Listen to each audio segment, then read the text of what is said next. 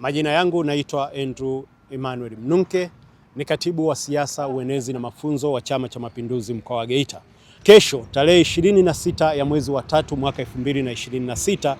tunatarajia kuwa na ugeni mkubwa sana mkoani kwetu Geita. Chama cha Mapinduzi mkoa wa Geita chini ya mwenyekiti wake Nicholas Nabayuka Sendamila kinatarajia kumpokea makamu mwenyekiti wa Chama cha Mapinduzi CCM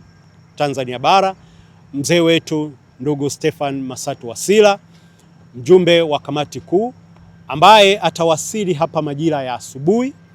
Atapokelewa hapa, lakini atakuwa na shughuli nyingi, lakini pamoja na mambo mengine yote,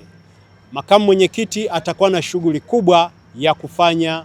uwekaji wa jiwe la msingi katika ujenzi wa ofisi mpya na za kisasa za Chama cha Mapinduzi mkoa wa Geita. Kama ambavyo ndugu wanahabari tunafahamu,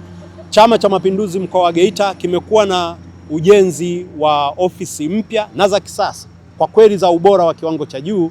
Kwa hiyo sasa nitumie jukwaa hili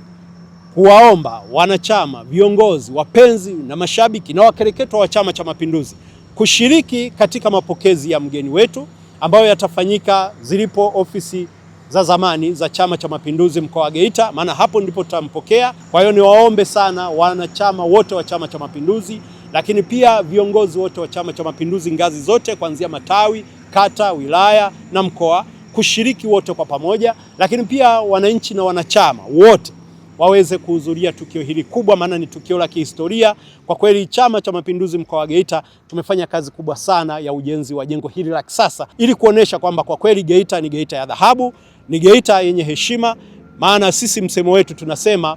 Geita ya dhahabu, utajiri na heshima.